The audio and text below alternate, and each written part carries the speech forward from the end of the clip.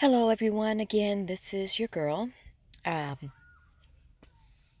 Judah Rains, and I'm just making another video. Today is October the 4th, and it's the day after when 3i Atlas was to come as close as possible to Mars. And funnily enough, I'm in California, Northern California. It is about 2 o'clock, and not much is as far as the government approved um, not much on that front is being reported on what it is that we saw or what they saw or any pictures. Of course, everyone's talking about the shutdown. And this morning, when I was up and kind of and reading my Bible, my attention was turned toward Exodus story, chapters 12 and 13, regarding the death angel and how homing in on two things. One, how Pharaoh would act, and then two, the second thing, how the people, the interactions between God and the people of Israel. And if anyone's familiar with the story, you know that Pharaoh refused to let the Hebrews go. He had to be forced to let them go. And it was a final violent attack that was personal upon his people, him and his people, that finally forced him to relinquish the slaves of in Egypt, the true Hebrew Israelites. Of course, you know that we are the final fulfillment of that, the descendants of American slaves. And one of the things that the first thing that I noted, or that the creator of the universe revealed to me, was the fact that there was a supernatural force that had to come in. It is described in the Bible as the death angel. And then the second thing that was surprising to me, there was a scripture about it talks about when they're being led out, it was orderly, and all the Israelites were given objects to follow in leading them out, so that everyone there was no one left. That was the whole just of it. That is that there was no one left behind, and it was something, an object that they could all see. And so what was brought to me was that, those were what we would term today as UFOs. And then the second thought that was brought to me was that there are 7 quote unquote comets that are floating in our skies now. And being the stream of time that we are in, we can presuppose that they're not talking about the rest of the objects. I know they talked about Swan for a little bit, and they stopped talking about that. And then of course the main one has been 3i Atlas. Every once in a while they'll do a Muamua and Burzov. But for the most part, as of today, right now, and I'm going to go back on. It's past 2 o'clock. I'm going to go back online and see if indeed if NASA's got its story together straight, the government of the United States, if they've got their story straight, maybe they'll go ahead and give us some information, whether or not it's going to be the truth. And I suspect that it's not going to be the truth. I think they're working overtime to possibly, allegedly doctor images and send and put those images out if they believe that this thing is going to pass out of the solar system. My contingency is that it's not. That it may take the route of going behind the sun, but I don't think it's going to. And if anything, it's probably going to use the sun to slow down, since it's probably moving so fast. And if there's a change or whatnot that takes place, and so be it. Apparently, not any of us on planet Earth can stop them, human or otherwise. So it is what it is.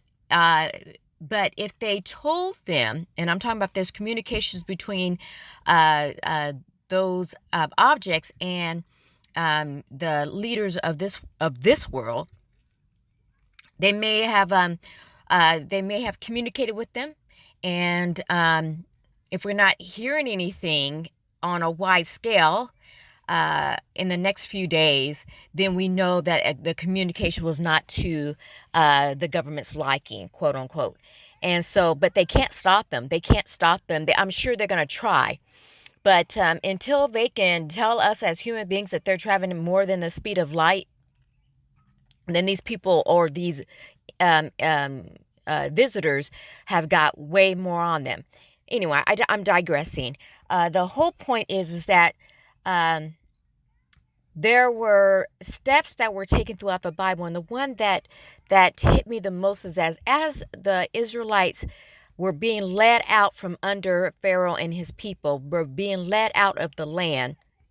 They had these objects that were guiding them so that it was an orderly lead out.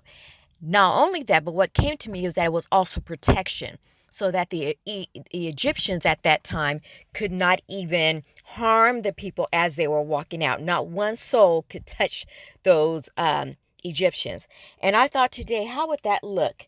And of course, the what came up is that it would, of course, be UFOs, unidentified flying objects, something that they haven't seen before, something that they could not contest, something that they could not interfere with to stop.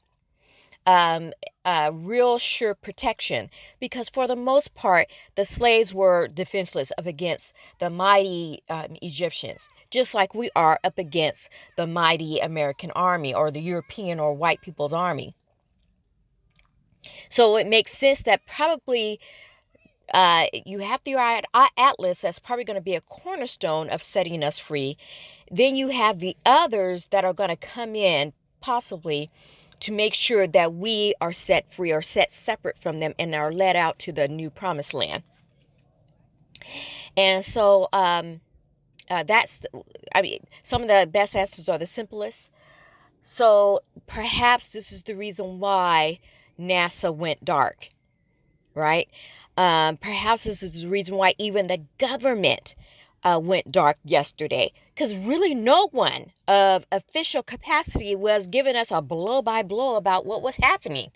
And normally when there's a big thing happening, even like when I go back to 9/11, I think that this is way more prominent than 9/11, but 9/11 was a huge thing that happened to America in particularly. And it was wall to wall coverage.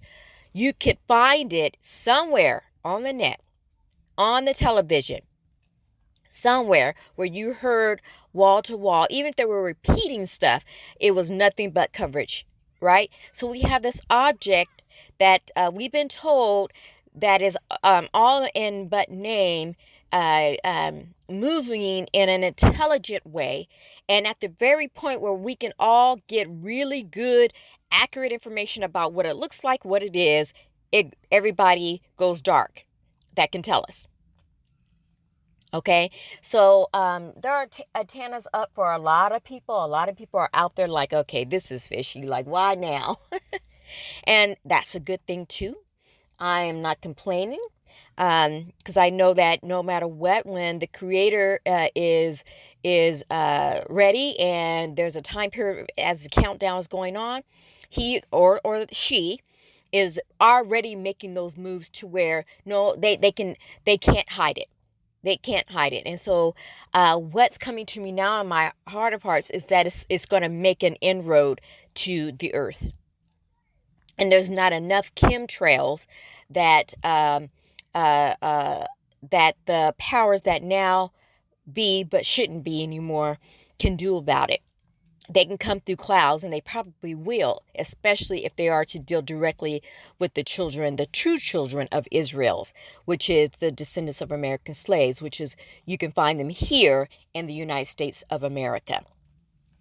So these next few days, in this whole month actually, which is a holy month, is already starting dynamic, and I think it's going to even more so. And it's been a long, long time that we've been waiting for this, hundreds of years that we've been waiting for this moment to be truly set free. As I said before, that we're going to have a time where we're separated. That's what the whole thing is, as far as the Exodus is concerned, is this separation, so that the creator of the universe can deal with us one-on-one, to actually help us heal from the wound of transatlantic slave trade and the subsequent brutality that we have felt even to this day. And then once we are able to be healed, then we'll be able to open our arms and begin to heal all the nations of the earth. That's pretty much it. It's that simple. But unfortunately, what's making it complicated is that we do have these supernatural beings that have been condemned to our solar system, have been condemned to this planet, and they're working closely with the powers that shouldn't be, which unfortunately seem to be prominently white people, especially white men.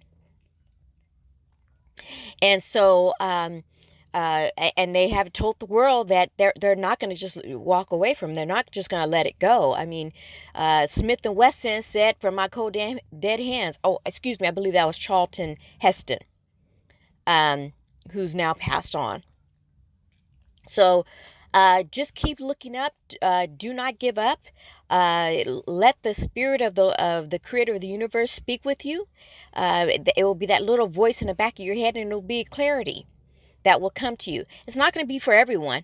Not everyone in the tribe of Israel is going to get that enlightenment, but to those who do have that, we're trying to get this word out now. A lot of us, like myself, haven't been a YouTuber posting things, but I am now, because I'm in my spirit. I'm being led to do that right now.